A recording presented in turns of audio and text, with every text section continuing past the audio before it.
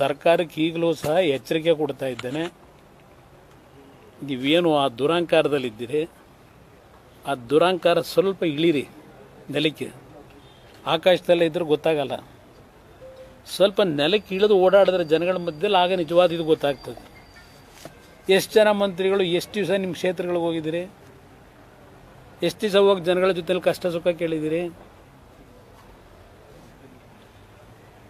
ಈ ಹಿನ್ನೆಲೆಯಲ್ಲಿ ಇವತ್ತು ಸರ್ಕಾರಕ್ಕೆ ಎಚ್ಚರಿಕೆ ಕೊಡಲಿಕ್ಕೆ ಬಯಸ್ತೀನಿ.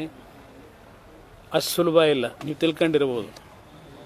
JDS ಇನ್ನೂ ನಾವು ಜನಗಳ ಜೊತೆಯಲ್ಲಿ ಈ ವಿಶ್ವಾಸದಲ್ಲಿ ನಾವೇನು ಬಂದಿದ್ದೇವೆ, ನಮ್ಮನ್ನೇ ನೀವೇನು ಅಷ್ಟು ಸುಲಭವಾಗಿ ನಾಶ ಮಾಡಲಿಕ್ಕೂ ಏನಾಗೋದಿಲ್ಲ. ಇವತ್ತು ಮೈತ್ರಿಯ ಒಂದು ಹೊಂದಾಣಿಕೆಯಲ್ಲಿ ನಾವು ಹೋಗ್ತಾ ಇರತಕ್ಕಂಥ ಉದ್ದೇಶವೇ ಈ ರಾಜ್ಯದ ಒಂದು ಆಡಳಿತ ವ್ಯವಸ್ಥೆ ಸರಿಪಡಿಸಬೇಕು ಅಂತಕ್ಕಂಥ ದೃಷ್ಟಿಯಿಂದ ನಾವು ಈ ಮೈತ್ರಿನಲ್ಲಿ ಮುಂದುವರೆದಿದ್ದೀವಿ. ಯಾವುದೇ ಕಾರಣಕ್ಕೂ ಇಂಥ ಕೆಟ್ಟ ಸರ್ಕಾರ ನೀವು ಬೆಂತಟ್ಕೋಬೋದು. ನೀವು ಬೆಂತಟ್ಟ ತಕ್ಷಣ ನೀವು ಮಾಡಿದ್ದೆಲ್ಲ ಸರಿಯಾಗಿದೆ ಅಂತೇಳಿ ನೀವು ತಿಳ್ಕೊಂಡಿರ್ಬೋದು. ಆದರೆ ಇರ್ತಕ್ಕಂಥ ಗ್ರೌಂಡ್ ರಿಯಾಲಿಟಿನೇ ಬೇರೆ. ಅದರಿಂದ ನಮ್ಮ ಪಕ್ಷ ಈಗಾಗಲೇ ನಿನ್ನೆ ಒಂದು ಸುದೀರ್ಘವಾದ ಸಭೆ ಮಾಡಿದ್ದೇವೆ.